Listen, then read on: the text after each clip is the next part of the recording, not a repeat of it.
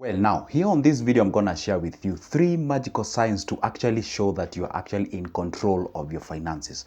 Let me tell you one secret. If there is something that is very hard to majority of the people, should I say close to 85% of the population, they are usually not in control of their finances. They always complain. They think like, hey, by default, or if by virtue of me making more money, then most of the problem that I'm facing right now, they will be solved magically. That's not the reality. The reality is the money is always ahead of you one step. You always play what we call the catch-up game. Have you ever been in a situation whereby you find like, hey, you've been paid and after some few days you always ask yourself, fine, I don't know. Like last week I had like 10,000. I don't know exactly where it went. You try to take a pen and paper, skim down and try to focus and try to ask yourself now, where did the money go? And maybe say you successfully try to catch up and you do so. But the point is, until when the money will always be ahead of you in terms of the decision. Now, today I'm going to share with you the signs and you to let me know whether actually you possess those signs. The sign number 1, it's always that you understand. We say you understand your what? You understand your numbers. That's the most important thing. You understand your numbers. Let me tell you one secret. If there's something that the rich usually have is that they understand their numbers. I usually receive a lot of calls from guys and ask me, okay, they tell me, hey, Joseph, you know what? I do earn like, let's say 100K or something of sort, but I don't understand where my money goes. I hardly even save. Would you mind to take me through exactly and tell me exactly what I should do? And do you know the first thing I usually do is that, hey, share me with your numbers. Share me with your numbers, okay? Let me understand how much are we, talking about. And I always love to start with what we call the recurrent expenditures or the operational cost of your life. What does it mean? Do you know how much goes for your rent? Everybody knows that. How much goes for your utilities, likes of the water, the electricity, and what have you? They always give me an approximation. And again, I ask them, then how much goes for your food? And they say, approximately, the moment you use the term approximately, those are usually the very first signs of somebody who is a failure with respect to the finance. You really have to understand.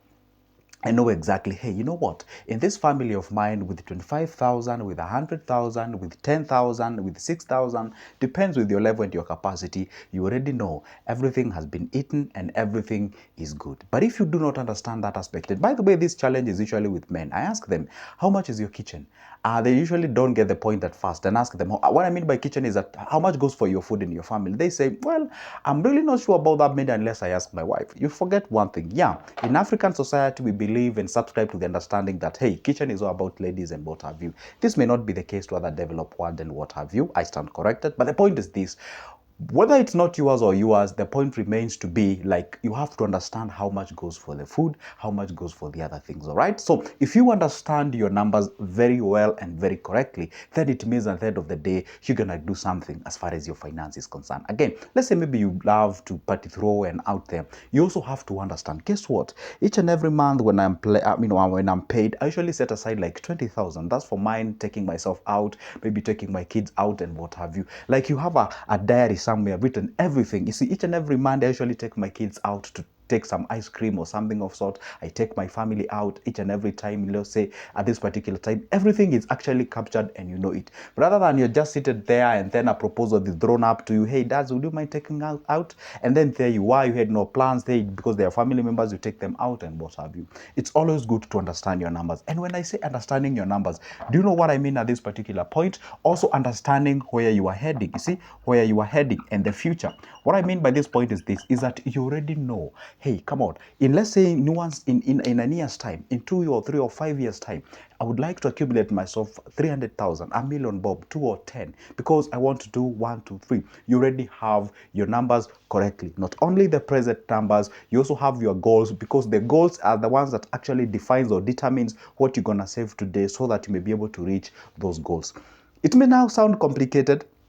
It is not if you're actually disciplined and you incorporate that thing in your life. That's how we progress and that's how we do our things. The other thing that is quite important with you understanding your numbers when it comes to finance, it's also good to know one thing. Hey, guess what? Maybe let's say I'm employed. You understand very well this kind of a job that I'm doing, I can get fired at any time. So it's always good to make sure that I surely have what we call the investments types and investments method. You differentiate that from the businesses, and that way is the way you progress to the next level as far as understanding your numbers is concerned. And I always love to tell people numbers are actually divided into two. We have that what comes in, right? And we usually have that what goes out of your pocket. What comes in, this is usually your income, all right? This is usually your income. And what goes out, this is what we call either recurrent expenditures or normal expenditures, all right? Now, at this particular point, you have to understand, hey, I earn 30,000 Kenyan shillings at the end of the month. But guess what? For my operational cost too, okay, for me to run a typical home when everyone has eaten, everything is good, I'm paid the black tax, I'm paid the school fees and what have you, out of the 30,000 that I earn, I survive on 18,000 or I survive on 25,000. For example, you survive on 25,000, you earn yourself 30K. Now, then that means there is a hanging 5K somewhere. You see, the hanging 5K somewhere, this is what should be channeled towards an investment. And I said, nowadays it's not a must that you save for you to invest. You can actually go ahead and invest this money directly, immediately. Examples of MMF, all right? Examples of something like circles. You can invest your money, something like shares or something of sort, all right? So that's why I said it's good to understand your income, all right? That is one section of the understanding your numbers. And by the way, I've never met somebody who doesn't know how much they are paid per month. I don't know, or per day or per week. They already know this number. This side is always solved. Where the thing happens is here. And the point is this, it's always to be very careful whenever you are telling me, hey, this is my recurrent expenditure. And the thing that you're saying out there are usually things that are not necessary as of now. All right? It's always good to make sure that you understand the things. Now, that's point number one. Let's go to the point number two so that we look and see, hey, do you know or do you understand your finances? And if you do, then it means you're in control. All right? And the point number two is that your money decisions are never logical, okay, or rather are never emotional. They are always logical. You always make, you always make logical, logical money decisions. All right? Have you ever been in a situation whereby you find somebody get paid and then everything they immediately think they do is that, hey, they want to make themselves happy, they want to do things like that, okay? And what happens is that you find these individuals, they usually go out there, they make themselves happy, and these are the guys you find them, are actually swearing in between the month, and they're telling you, hey, I'm telling you, there is a tough month, and there is a very long month that I've waited for money is this month. And whenever I'm gonna get that money, guess what I'm gonna do? I'm gonna grab myself a very nice nyama choma with a cold beer, and I'm gonna get myself out. And by the way, I do have plans of going to, the coast, the Mombasa and what have you. I'm gonna get myself to a staycation and what have you. I mean, all what comes out of their mental understandings or their, perception as far as the money is that they really want to make themselves happy and all those kind of things. But have you ever met another class of individuals who find like, these guys, they are, what we say, like these guys, before they make any decision when it comes to money, they have to think.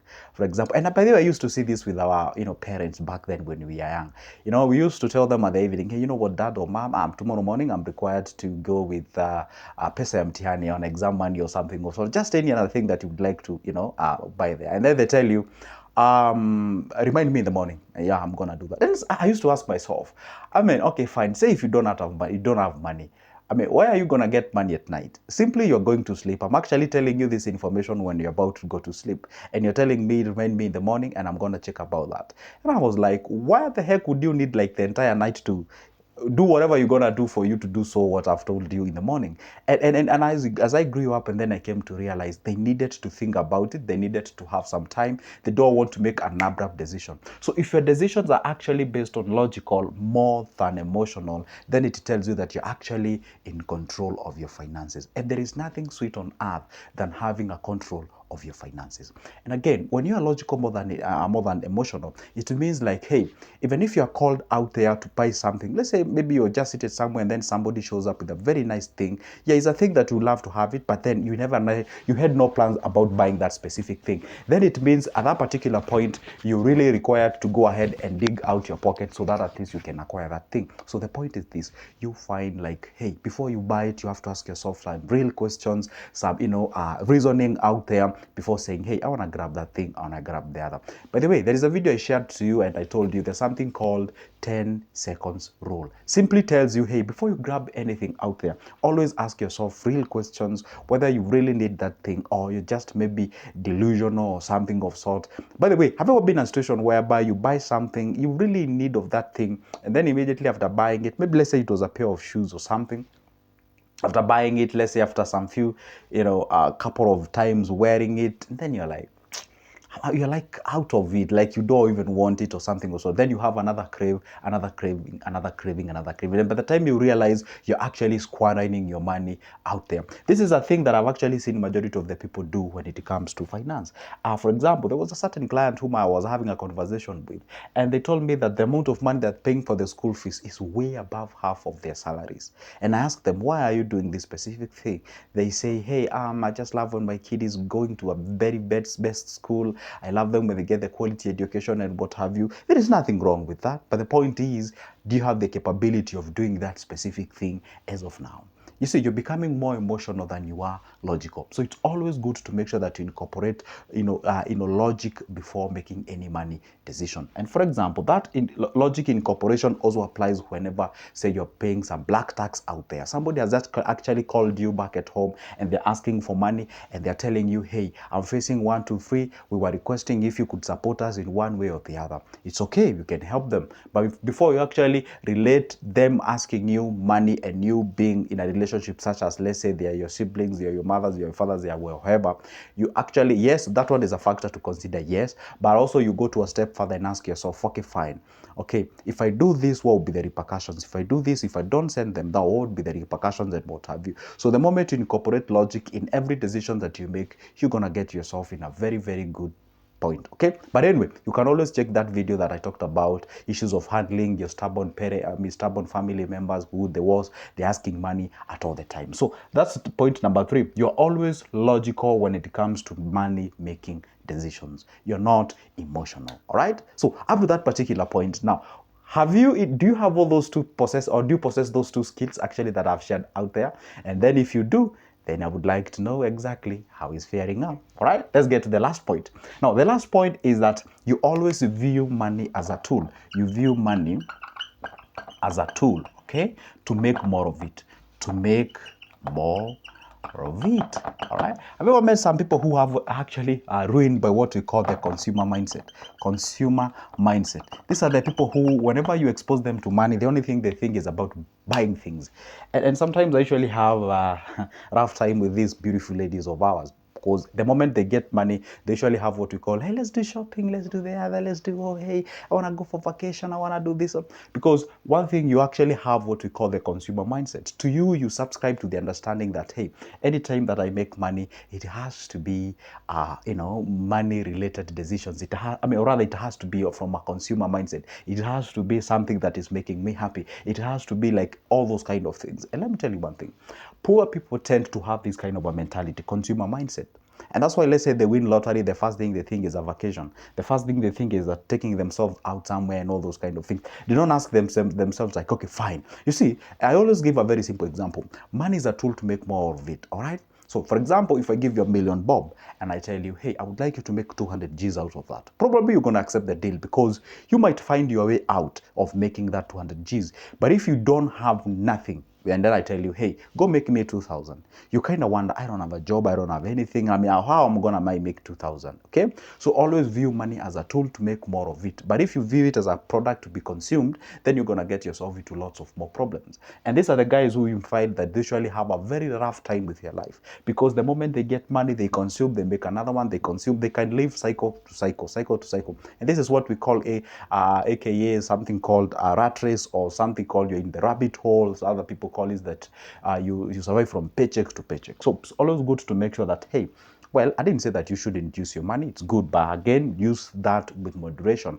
You have to understand, at the end of the day, if you want to make more of it, you should actually go ahead and eradicate this consumer mindset. Let me tell you one secret that you have never had in your life. Back then, I used to think like the beauty of the money is when I buy things with it. And those things are the one that makes me happy. And then that was changed. I came to realize, really, no, that's not the truth. The truth is that when you have the financial freedom, you have something that is called, you see, when you know that you can purchase something, that doesn't disturb you at all. For example, I love to take this simple example. You're passing by somewhere, people are actually doing the nyamachoma thing, and you haven't taken nyamachoma for quite a while.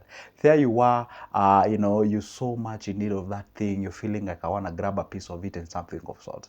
that's when you do not have money. But when you have it, you're like, okay, fine, it's not really a big deal. I mean, if I want it right now, I would grab it. So it's not really a big deal. So the financial freedom actually comes with that sort of a contentment deep inside of you. See somebody flexing with a nice car out there, and you know, even if I decide right now, go buy that thing right now and go back with it home, I can do so. So that was what we call the financial freedom. And when you get yourself in that kind of a state, then it means that you usually don't have a lot of crazy cravings and something of sort. You tend to be a bit contented, you're at peace and something of sort. But if you incorporate this kind of a consumer mindset, everything that you see there, it will be affecting you negatively. And remember one thing, you don't have the capacity to buy that specific thing. Guess what? That's the end of my video, but not the end of me posting a video each and every day. So if you'd like not to miss any of my good videos in the future, do this. Doesn't cost you anything. It's free of charge. Down below there on your right, there is a small button written subscribe. Hit that magical button, turn the notification bell. For that, you'll be notified whenever I upload a new good video. For now, it's a goodbye. But don't forget, you can always grab my number from the description of this specific video. Let's have a conversation. I offer those services, and I also have booklets about investment. A copy goes for only 280 Kenyan shillings. For now, it's a goodbye. See ya in the next one.